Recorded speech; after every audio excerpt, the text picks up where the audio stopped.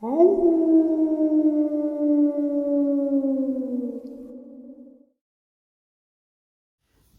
and salutations, everyone. I hope everyone is doing well, and welcome to today's upload. Before we jump into it, a couple quick links. As many of you know, I rely on Patreon, PayPal, channel membership, and the merch to help the channel to continue to grow and go. Links to Patreon, PayPal, and channel membership is in the description below.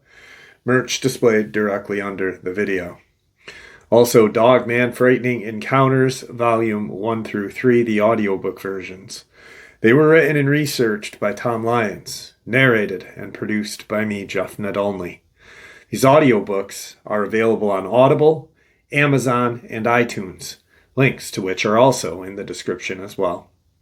And finally, last but definitely not least, if you'd really like to help support the channel to continue to grow and go, simply subscribe. It does not cost a cent.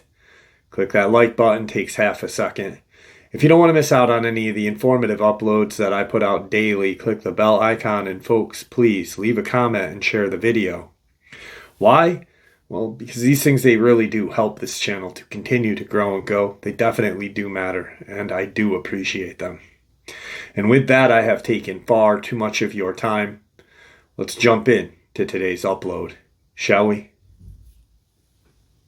Folks, so today's upload, I've got a very tragic, but very informative subscriber submitted experience out of Elmore, Vermont. Also, I've got some amazing information to share with you guys. For those of you who have been with the channel or are new and you've heard a lot of my videos, I make the statement that there are no experts in this field. But I do recognize the people that have dedicated and contributed their lives and research to this field. I've been researching these things since 1994, and I still do not consider myself even remotely close to knowing anything. I admire and look up to a few people. Tim Kumbo Baker is one. James Evans Pedersen is another researcher who researches the Jersey Devil and the lore of the Pine Barrens. But then there's two men that really fall in a category of themselves. One passed away about a year and a half ago. The other is still with us, Dr. Thomas Horn and Stephen Quayle. I had an amazing conversation with Stephen Quayle's son last night. And wow. I can tell you what, that I probably in the next week here will have him and Stephen on the show separately or together. I don't really know. His son is an amazing guy, and I was talking to him about a lot of stuff, and he grew up listening and learning everything from his dad. So the information that man has is just to pick his brain for, or not even pick his brain, have a conversation, bounce ideas. And I did. I shared my connection theory. I shared the alien are demons theory. And he agreed with me. And I was taken back a little bit, because to admire someone and then connect with their son was amazing. And if you don't know who Stephen Quayle or Dr. Thomas Horn are, just a couple quick books,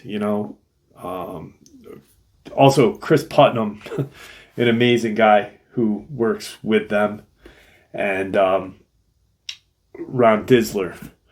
So Ron Disler wrote a book called The Black Awakening, The Rise of the Satanic Super Soldier and the Coming Chaos. This book is huge, but it is packed full of information. Dr. Thomas Horn and Chris Putnam wrote this called The Path of the Immortals. And it's a look into Project Lucifer, what I call the Lucifer Rebellion, and other things. Just an amazing book right here. Then two of the best right here. Unearthing the Lost World of the Cloud Eaters. And pages are marked in this one, I can tell you that. Stephen Quayle and Dr. Thomas Horn. And one of the first books that I was ever introduced to, and Liz Sisney, thank you so much. She was the door opener for me. She introduced me to the world of Stephen Quayle and Dr. Thomas Horn. And this was one of the first books that I ever got from Stephen Quayle, but Liz gave this to me. True Legends. And it is a book of amazing information, a wealth of knowledge. And then another of his books, Little Creature, The Gates of Hell Are Opening. And, you know, people think these fays and fairies are all goodies and gumdrops. None of these creatures are. And these books really point that out to us. So if you cannot find the actual book itself, the best thing to do would be to just download them to your phone from Amazon for like dirt cheap. I know I had to do that with one of Stephen Quayle's books, and just because I don't want to have a used copy of it. I was like, I don't want a used copy of it where some guy highlighted pages. That's my job. You know, I want to highlight my own pages. So I bought one on my Kindle. But these books are some of the most well-written, informative, and eye-opening books I have ever read. These books and Skinwalker, The Pentagon, Danny Van Drimmeny's book, Them and Us,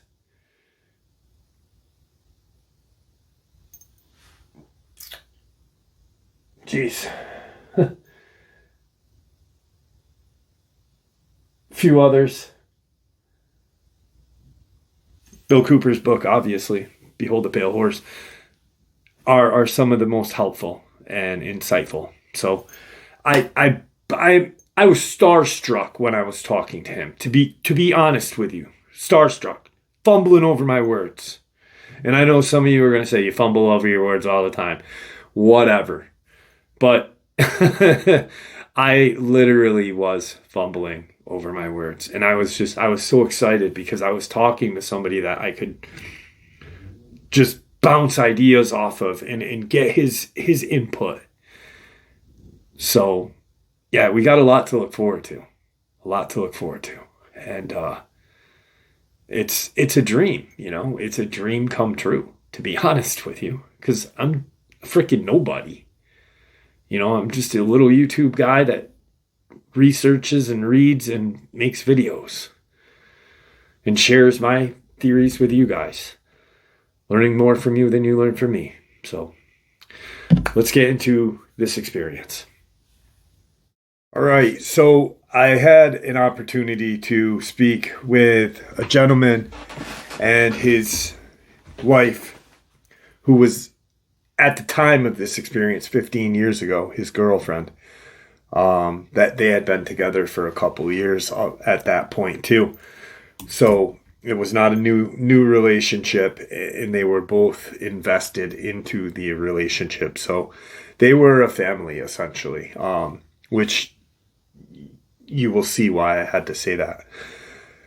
So 2010, Elmore, Vermont, which is northern Vermont, isolated area, and very similar to the Adirondacks. Not a lot to do except, camp, fish, a lot of outdoor activity. And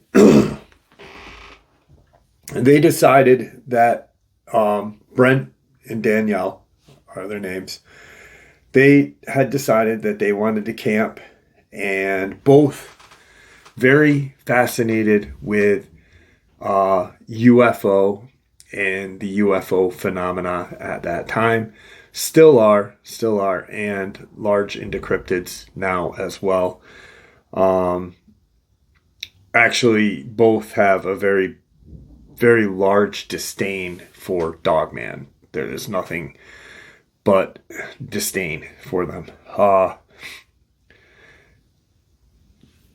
They're invested in this relationship. They had bought in 2 dogs together, 2 male labs that were brothers right from the same litter, and they had raised them. The dogs were 3 years old at the time, and they were going to go to this location in Elmore, in between 2 ponds, Hardwood Pond and Little Pond, with the Hardwood Brook kind of running almost in between the two, or connecting the two, but not connecting the two. Very closely, almost, if the brook traveled a little further. What they were going to do is they were going to park off of Hardwood Flats Road and hike in, go beyond the brook, kind of go beneath the brook and camp between the 2 ponds, and closer to the Hardwood Pond. It's a larger pond, it's a cleaner pond, and a little more open area. It's not really, it's even to this day, it's not really a developed area. This is per him and her, but back then it was less people even knew about it. Even locals seldom went to this location. So it was like kind of their little oasis, They had been 2 days of, 2 days, 2 nights of camping and peace and quiet, just getting away from their everyday stress of the normal world. So they park, and he had a kind of a sled thing that he had fabricated. They have a yurt, portable yurt. I think he said it was like a White Creek or something like that. I'm not really sure. I wrote down White Creek, but what they would do is they would pack all of their stuff onto this sled thing that he built, and he would drag that along with his backpack. She would carry stuff in on her big backpack. But it was easier for them to hike into the woods with all of their equipment they needed. They brought a portable propane stove with them just in case. His yurt, or their yurt, has a portable wood stove, but they didn't bring that with them this trip. So it's essentially the size of a small bedroom. It's very comfortable. And they got that because of the 2 dogs. The 2 dogs stay in the yurt with them. So they get to the location, and they're just stoked about being away from everyone and being together with the dogs.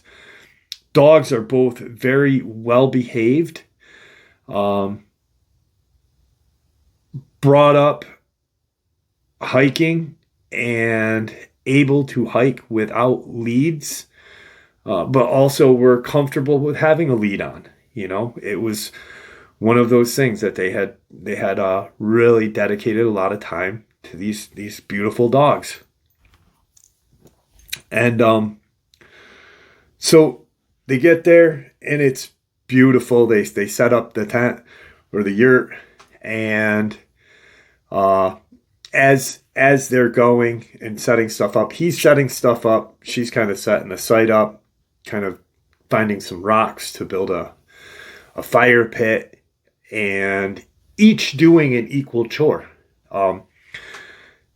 She states that from almost the first couple of hours being there, she had an off feeling. He didn't.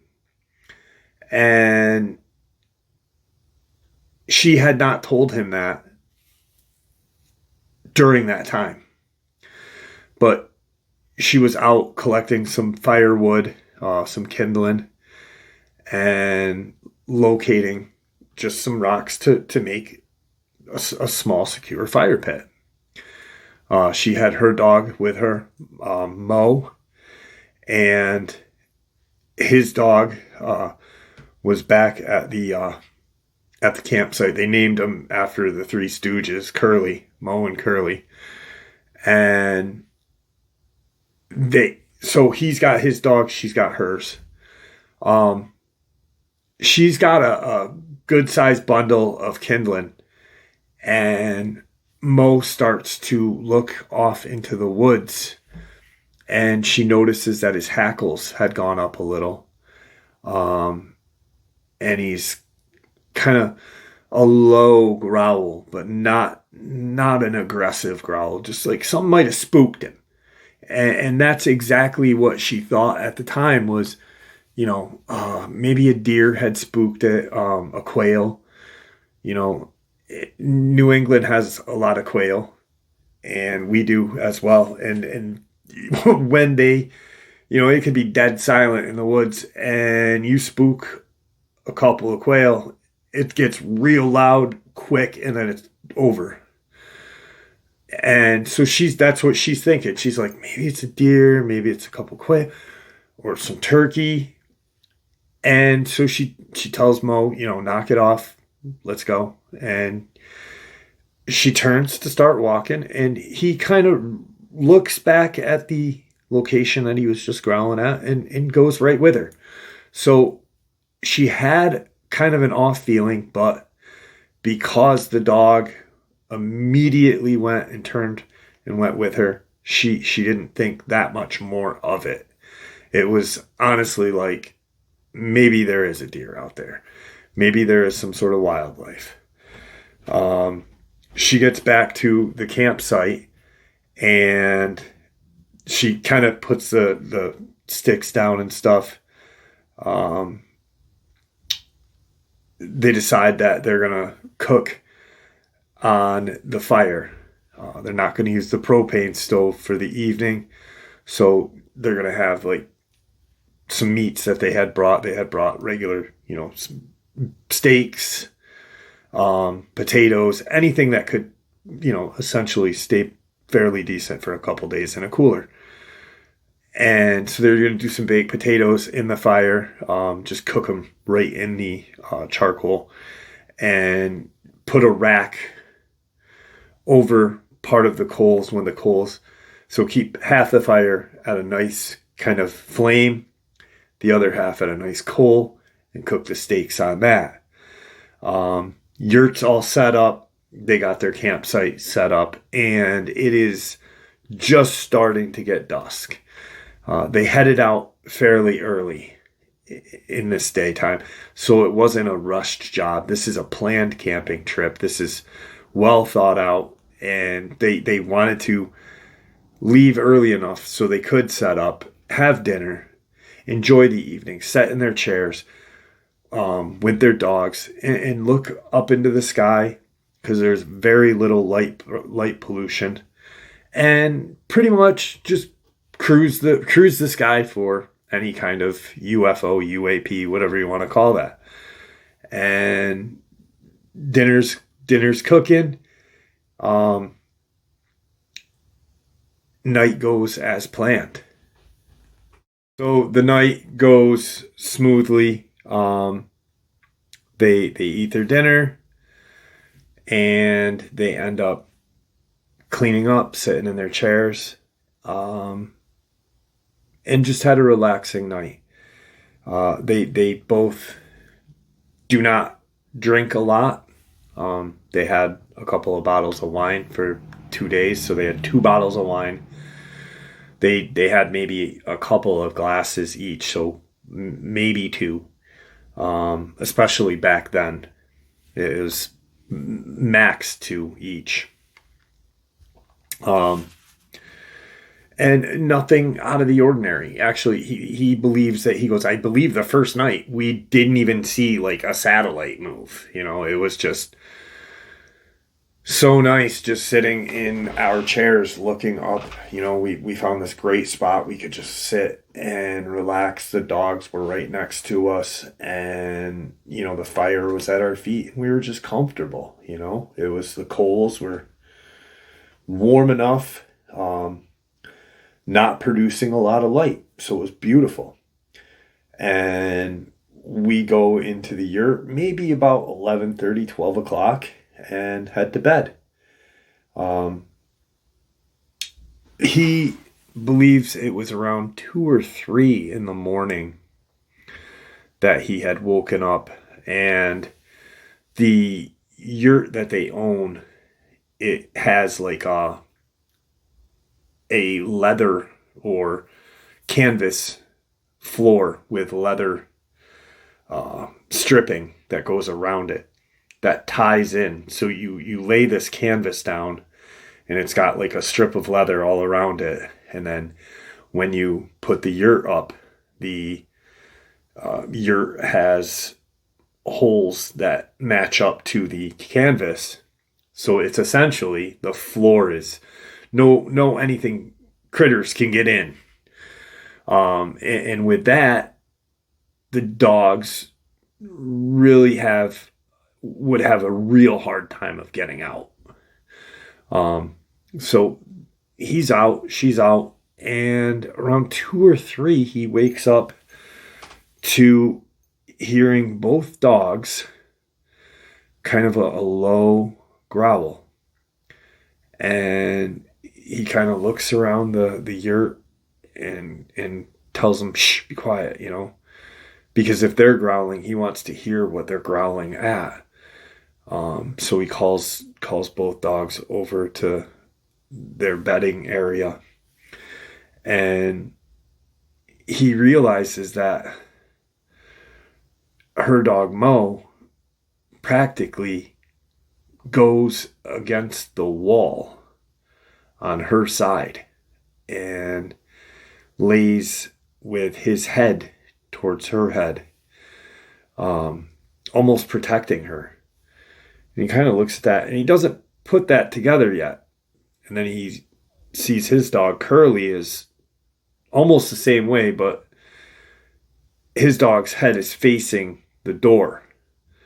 The door is also tied together to keep closed. And so dogs are calm now, or quiet, and he's laying there listening. And he hears movement in the woods behind the yurt, closer to the hardwood pond area. Deadfall. Like if something large was walking through the woods, and that deadfall that you hear when a fairly tall but thin tree collapses, leaves crunching, branches breaking, and that nighttime kind of echo sound that you get with it. Many of you guys know exactly what I'm talking about. And so he's hearing that, and he's trying to piece together if he can hear walking. And he lays there and he hears, some more walking, and he's trying to figure out if it's bipedal, quadruped. Actually, he was trying to figure out if it was a deer. At that point, he wasn't really thinking much of anything bipedal except a human. Vermont very laxed on their 2A, so he did have a firearm with him, and she as well. So they're both armed for protection. And he hears what he immediately recognizes as a quadruped with fairly long legs, walking in the direction away from their campsite and away from the hardwood pond, going to the right or east from where they were. So he lays there and he's like, it's probably just a deer. Pets his dog and, looks at his girlfriend, says something, but she doesn't wake up, and he zonks back out. They get up the next morning and they get out. He calls the dogs to let them out to go to the bathroom, because it's now, they went to bed at almost midnight. It's 7 o'clock in the morning, 7 hours. And the dogs don't want to leave the yurt.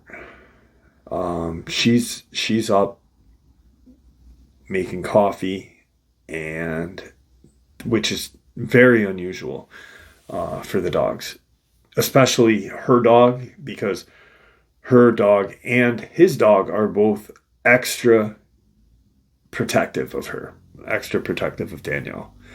So he's kind of like, that's weird. And he says her name, and she pops her head in, and she says, I wasn't able to get the dogs out of the tent today. They didn't even want to come out. So he gets out, and stretches, calls the dogs again, and they come out. They have the coffee, and they say, go on, go to the bathroom. And they wander off just within eyesight, not too far. Now, these dogs have been raised to be off leash and not go too far, but go far enough to where they aren't seen, and then come right back immediately when he whistles or she yells for their names. And so he's kind of watching both dogs act real skittish, and they're smelling what seemed like the perimeter of the campsite. And they're going all around the campsite and literally just smelling the wood line, smelling everything against the wood line. They go behind the yurt, start to smell it, and he's watching it all, and he says to Danielle, he's like, must have been a deer in the campsite last night. And she's like, oh yeah, why? And he's like, well, the dogs woke me up, and sure enough, Mo went and laid on you practically, and Curly laid right on my side, growling for a second, and then I told him to be quiet so I could listen, and he's like, it sounded just like a deer. And she goes, that's weird. And that's the only mention at this point still that she had made mention of, that's weird, because she could have easily said, and she kicks herself in the ass for this, but, it's not the main cause of what went down, So they play it off like nothing, and the dogs kind of snap out of it after breakfast, after they have some food of their own, and so he's now like, he notices it immediately. Dogs are good now, probably just a deer, just like I said, and he at that point says, I was listening to see if it was a deer. He goes, I was pretty sure it would be, or coyote juvenile.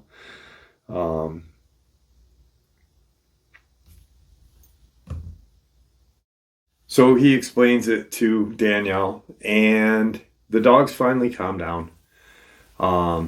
Morning goes smooth. They have breakfast, coffee, and they plan on hiking up and around Hardwood Pond. So that what they do is they'd follow the brook, Hardwood Brook, up and around the pond, kind of go back down, almost at a figure eight, top part of the figure eight, follow the brook, and head over towards Little Pond, and then kind of hike back to their campsite. Just something simple, just a nice, peaceful walk. And none of them, Brent nor Danielle, have any kind of bad feeling. They're just dogs are in a new spot for them. Brent had been to this area many times before. Not many times, but more than enough as a younger person before he met Danielle. So it's not an unusual spot for him. And it's very similar to the Adirondacks. You know, the Green Mountains are essentially that part of Vermont. Northern Vermont is almost identical to northern New York. Not a lot to do, not a lot of people. Beautiful land. And, you know, you make your, especially if you're camping, you just come up with cool ideas. Like, let's hike this and do that. They do. And beautiful walk, beautiful day. Nothing out of the ordinary. Dogs are well behaved. They hike back through. They're hiked back down along the brook, and they veer away from camp. They don't even go into their campsite. They walk by where the area would be. And they get to the northern part of Little Pond. Now, in 2010, there had been a drought. So Little Pond, being exactly what it is, got a little littler. And at the northern part of the pond is kind of like this mud track, where the pond had receded and the drought had happened. So they get there, and the dogs are, he immediately knew, he's thinking to himself, as they get to the location, shit, they're going to get filthy. Because you've got receded pond water. Anything that was living in that pond is, even if there's, anything living or anything dead on that bottom of the pond floor, those dogs are going to be attracted to, They're hunting dogs, labs, just, they love to smell and get into shit. When they get up there, he sees both dogs kind of doing like this crisscross, smelling things. And he walks up and he looks, and so does Danielle, and they see what they can distinguish their dog's tracks from what they're looking at. And there's these large, almost three-toed tracks in this mud, varying in length. And he said that I believe the longest was about 12 to 13 inches. And if it wasn't for Danielle, I probably wouldn't have noticed, but the largest set of tracks had what looked like, off to the inner side of their print, almost what looked like a dew claw. And then she saw that and she showed him, and sure enough, you can follow the larger tracks going towards the water. And then the couple other littler ones, not little, smaller than the 12 to 13 inch. Smallest would have been like 10 10 inches. But they didn't have a dew claw. But you could specifically see how it laid in the mud. And he's looking at it and he's like, what the hell? And immediately they start to kick ideas around very quickly. Maybe it's just coyote and they slipped, and that's why those tracks are a little longer. Using irrational rationalization to come up with an idea for something that's pretty freaking creepy. And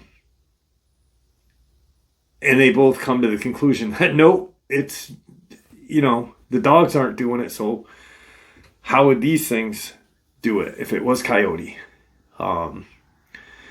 Because when the dogs step into it, they kind of sink a little bit down in. It's still, hasn't dried up. It's not clay, hard clay yet. It's mud. And they call the dogs, let's go. They actually walk around Little Pond and head back, and he kind of looks back at the tracks as they're walking out, and that's what he's thinking about the whole time going around Little Pond. But he's not saying it to Danielle. And he notices her looking very confused and a little nervous about the tracks when they're walking back, and she spots him again. And he assures her, he's like, it's probably nothing. It's probably, what we just came up with, they may have slipped and pulled the track or whatever. Something that's not, it's a completely illogical happening. And they both know it, that these tracks were not just dragged out because they slipped. Because there'd be a few that didn't, And they get back to camp. The dogs, of course, their legs, part of their bellies are all muddy. So she pulls out some water and cleans the dogs up. As she's doing that, he starts to tend to dinner and gets the fire going, but then realizes, hey, let's cook on the stove tonight, and we'll save the firewood for later tonight, so we'll just cook on the propane. And okay, that's what we'll do. And they do. Night goes off without a hitch. Nothing up until. And right about 8 or 9 o'clock, it's starting to get dark. And I don't know if it's the same around the country, but 8 or 9 o'clock in the northern East Coast is dusk. Especially for that time of the year. It's like now, this time of the year, it's 6:37, mainly 7 to 8. But, as the summer goes on, it gets a little shorter each day, but it's still long enough to where the days are a little longer. They hear this really strange, drawn out howl mixed with something they can't even comprehend. Almost like a really aggressive howl mixed with a growl. In a ways away. And then seconds later, another one. Seconds later, another one. All different and all coming from random locations. That's how they knew it wasn't the same call. You got one to where he kind of heard the night before the deer or coyote. So behind the yurt, off a ways. And the other two howls that they all heard, was to the east, distanced apart. And they both look at each other. She immediately looks at the dogs, and they are standing at attention, looking kind of midway between the three. Hackles are fully up, and they are growling. They both grab their leads and put the dogs on the leads. They're like, we don't want them running out, whatever that is. And they both immediately, she jumps and gets the fire going. And he goes into the yurt, grabs his pistol, and grabs hers. Hands it to her, hands her pistol. So they're both now armed just in case, because from the tracks to the howls and how the dogs had acted previous day, they now are kind of like, oh shit, something's kicking around out here. Don't know what it is, but something large is, and maybe a pack of wolves. What if some of those wolves that were reintroduced to the Adirondacks just crossed over the border? It's not like a wall, it's freaking New York, Vermont border. Boom, you're there. Track of woods and you're in Vermont, literally. So they start the fire and the dogs calm down. They immediately are just like almost peaceful, like nothing had happened previous. And they both decide, all right, maybe it was just a fluke. Let's relax, do what we did last night, and have a good night.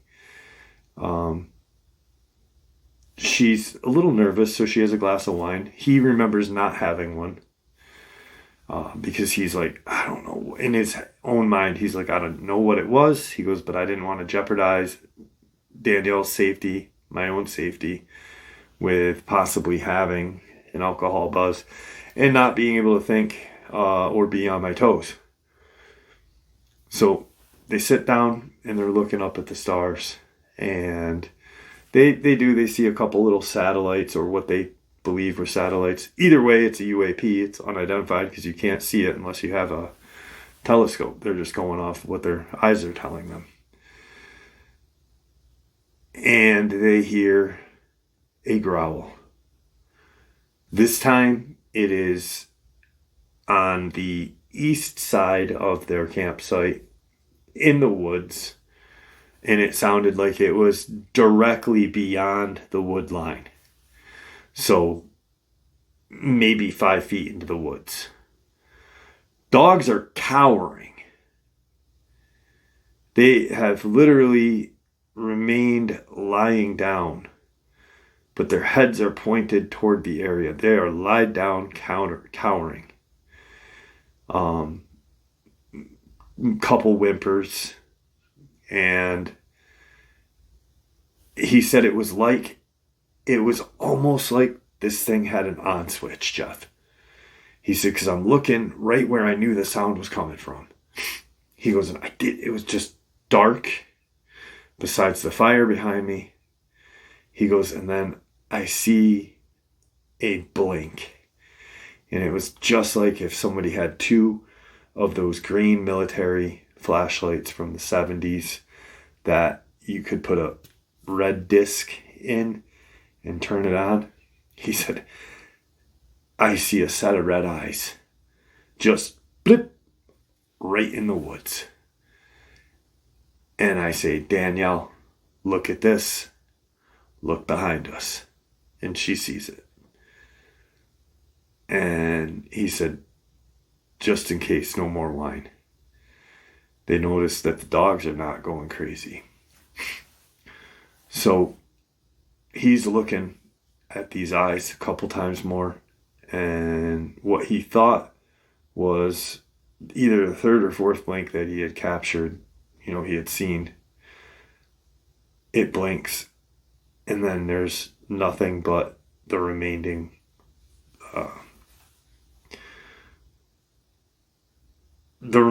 setup of what just occurred. They're fucking freaked. The dogs are not even having it. And he's thinking it's going to blink and they're going to come back. And then he hears the woods kind of pick up a noise to the east of them. She looks over, and no sooner did it clear the woods and sound like it was heading towards Little Pond there, do both dogs just take off running, and the leads that they had attached to a stake in the ground, each had a stake, and it was a decent sized lead, so they weren't cooped, pulled right out, and they just took off running.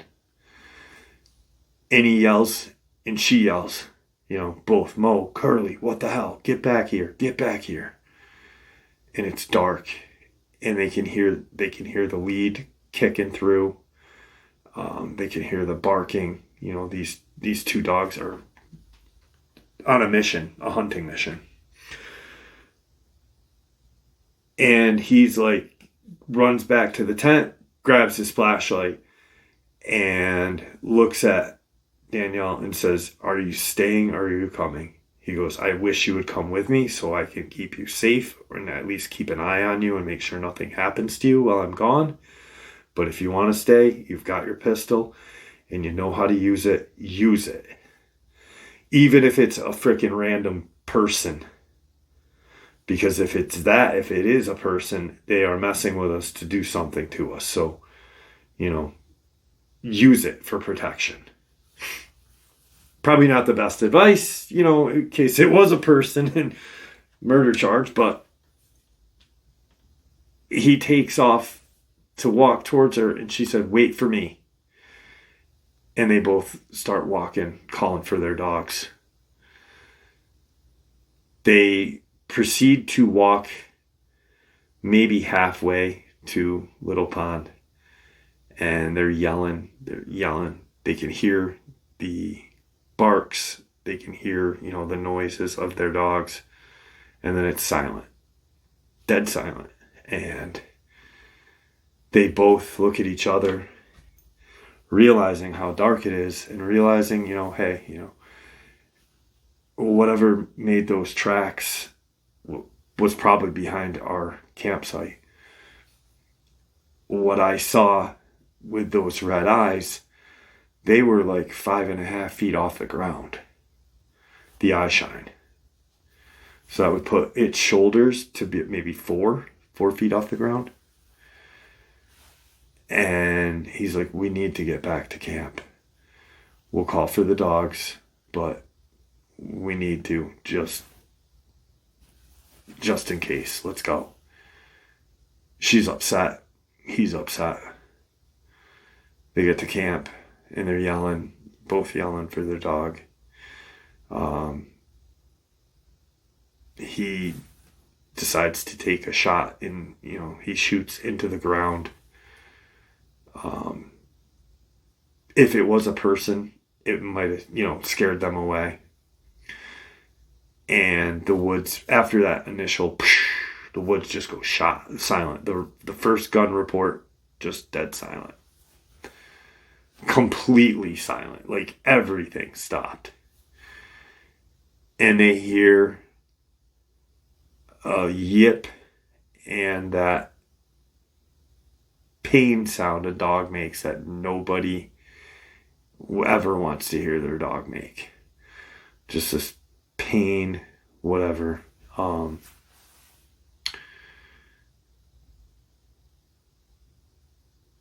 they are both concerned.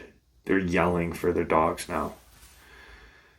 And they then see a set of eyes all along the backside of their campsite.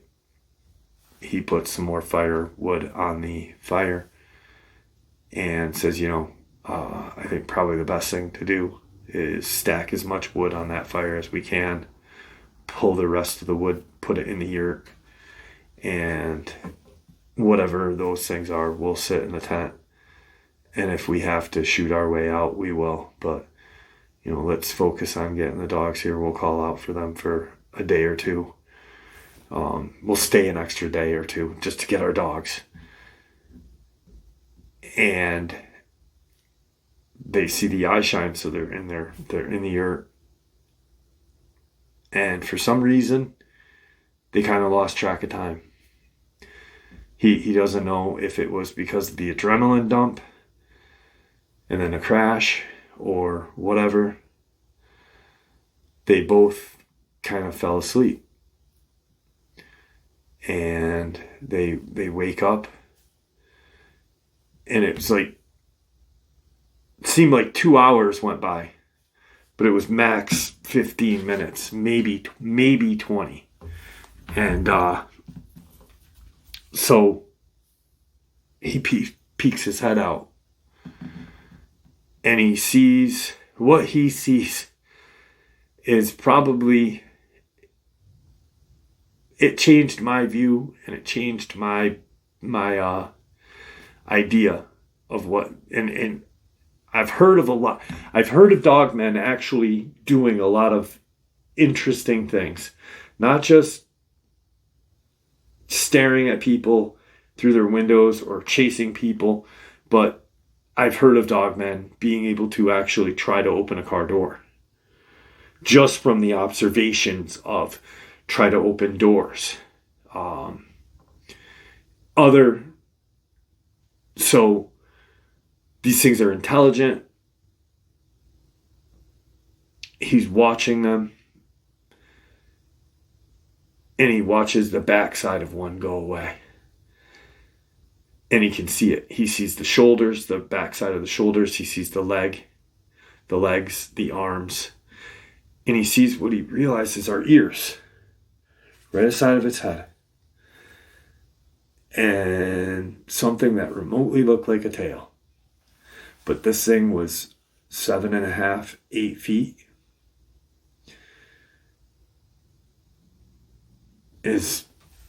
Danielle saw it. And then it stops and lets out a howl. And then another howl appears.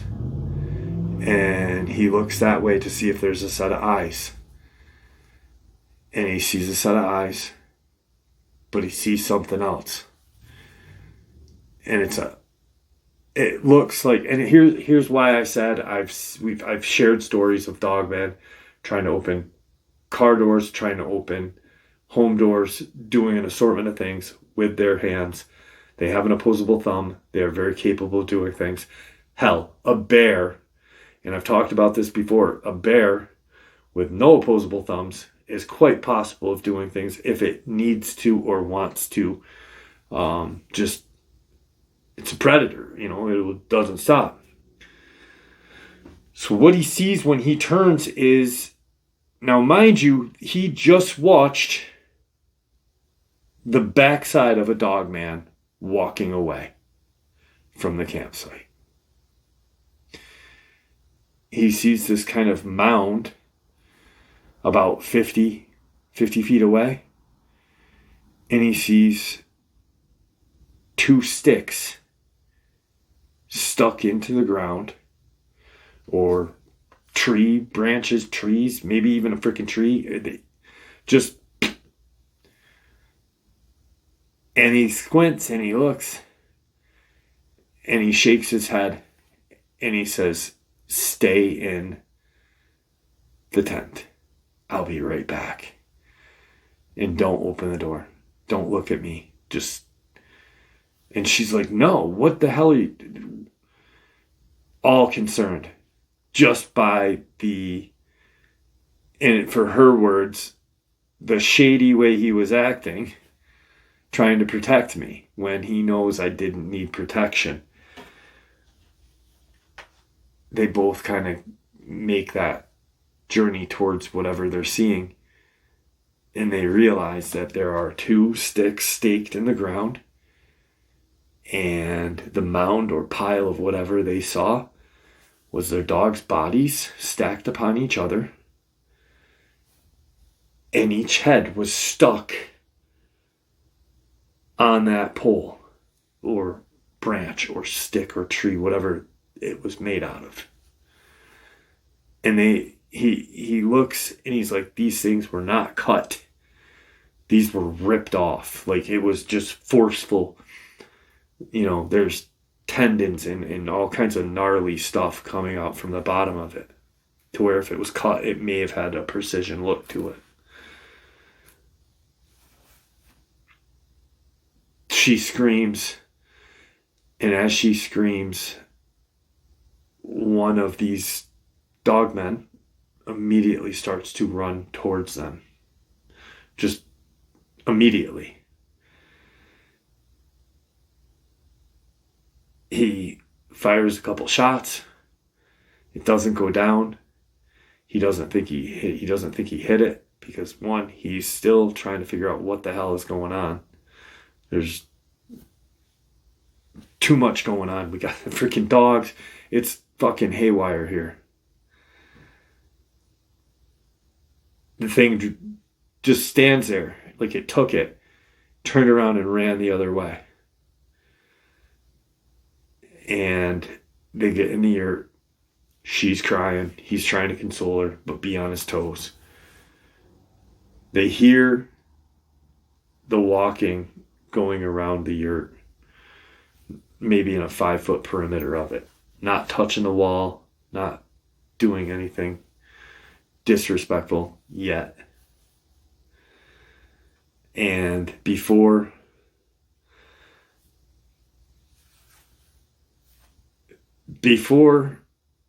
they tried to go and get the dogs, because they were going to go and at least get their heads off the sticks. Another one charges. She takes 2 shots. She shoots, and you both hear a thump, a sickening thwack, and a really loud kind of howl of pain. They are then not bothered. Dead silent again. They can hear the running away. They stay up the rest of the night. He's packing shit up, ready to go. He's like, in the morning, we'll just break the yurt down and get the hell out of here. Thinking, how are we going to get our dogs' bodies back? I don't have anything. We'll put them in the sleeping bags and bring them back and bury them. They get out of their tent in the morning. He doesn't remember if they got 5 minutes of sleep or no minutes of sleep, but they get out of the tent and there's a partially consumed body right by the door. And then another one. And then a defiled heads that were on those sticks. Like chunks taken out. Just utter brutality. They pick everything up, break the yurt down, place the bodies in one of the sleeping bags with the heads. The heads are just, everything is so unrecognizable. It's not their dogs anymore. It's just terrible. They put them in the sleeping bag and they start hiking out immediately. No lunch, no breakfast, just let's get the dogs bodies put in our sleeping bag and get the hell out of here so we can bury them and call law enforcement. Because it's probably what he's at that point going, it's probably some satanic fucking cult or something, dressed up like a werewolf. And then she goes, what do you mean satanic cult dressed up? She goes, there was 2 of them standing outside of the tree line staring at us, but you didn't see them because I was at the time looking at the heads, trying to figure out how to get them in, and I'm crying. These are not humans. This is something else, something completely evil. They immediately hike out and bring their dogs home. They bury them in the backyard in their sleeping bag together and talk about contacting law enforcement. They get home, bury their dogs, Mo and Curly, and he starts to look into things, starts to ask questions. She is doing the same. They start fighting. Pretty bad too. And almost to the point where they almost separated. Now, every couple fights. And this is per Brent and Danielle. Every couple fights, but we did and didn't. Our fights would last maybe 10 or 15 minutes. If one of us said something or ruffled a feather, there was maybe a heated debate or heated argument quickly, and then it was over. But they started to it was almost like an evil attached itself to them that night. He starts researching things about Native American lore and other kinds of things, that any kind of paranormal or cryptid activity in Vermont. Obviously, the Vermont Triangle, Bennington Triangle, whatever you want to call it, which is not even close to where they are.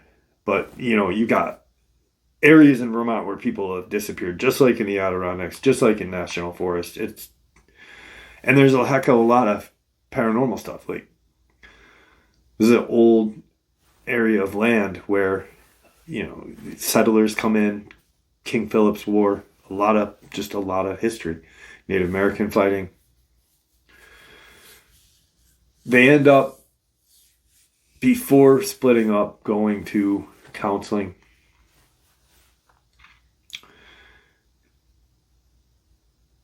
They break down and tell during family counseling, marital counseling. They break down and say what happened and when this all started. And he looks at him like, holy shit, like, these people are fucking crazy. They can see it. And he goes, hang on, let me get this recorded. He leaves his office, and he's gone maybe 7-8 minutes. Comes back in with a recording device, and says, share your details, share what's up with this and that. And they realize that they're fighting so much because some sort of entity attached itself to them, and after they were killed, attached themselves to it just keeps attaching and causing drama and conflict. Come to find out, Native American lore talks about the wild man and a creature that looks very similar to Dogman. Not your like this is there's actually writing a book. See if I can find it. Well, there's another.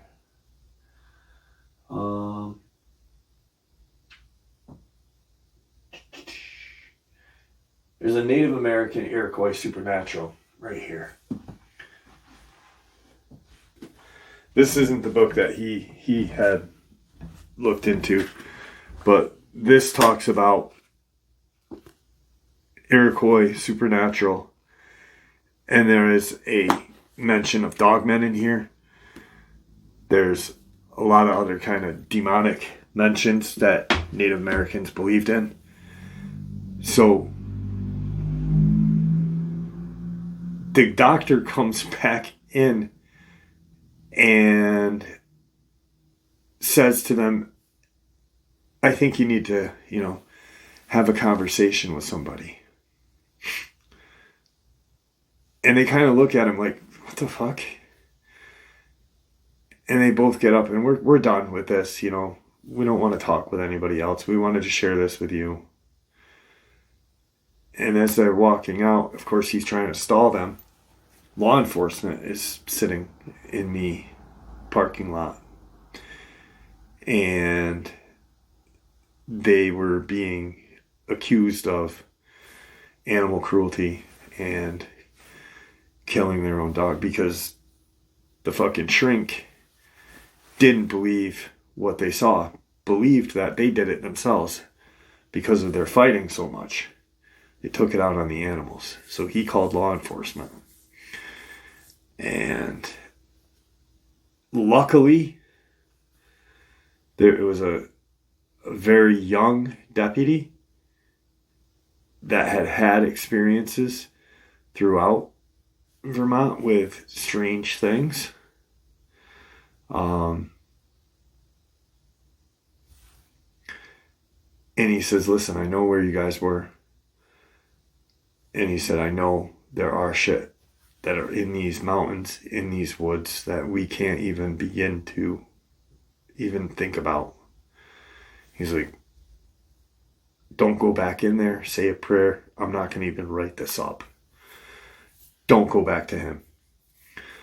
Because if you do and you keep talking like this, he may have you locked up. So don't. And a week later, he calls back, and now there's a mutual appreciation on both parties. But eventually, they became like great friends. The deputy brought his wife. They just hung out. And he started to tell him about things that he had seen throughout, his brief stint with Vermont State Police. He's still with them, but up until that point, brief stint. And sure enough, he knew exactly what they saw. And he said, Dogman. And he said, here's, some information to look up. Look up Linda Godfrey. And in 2010, 2011, she was pretty much the main go-to. She wrote countless amounts of articles, books, historical attacks, etc., etc. Just tragic case. And thank God that they got out of there alive. Thank God that life will never be the same because those two dogs were their children. Even though it's not a child, we all have pets, I'm assuming. And I know that if anything ever happened to the channel's mascot, Tigger, that I'd be real upset. So anyway, sad experience, but how the hell did these things, know to almost use Native American torture methods on these dogs as well? Just real insane, real sad. So make sure. Yeah, that's everything. Brent, Danielle, thank you for sharing your experiences with us. And with that, guys, I'd like to thank you all for supporting the channel. It is your support that helps the channel to continue to grow and go, and what gives us all a place and a chance to share our experiences and theories judgment-free. Everyone is simply treated with the respect that we deserve. Please, everyone, stay safe, happy, healthy, and ever vigilant, keeping an eye on our children, pets, family, and friends. These creatures are real. These events have happened. Share this information with those you love and care about. And it may just help them someday, save their lives someday. So until next time, never stop asking questions. Never stop searching for the truth. And definitely God bless all of us. Because we may need more prayer, all of us, sooner than later.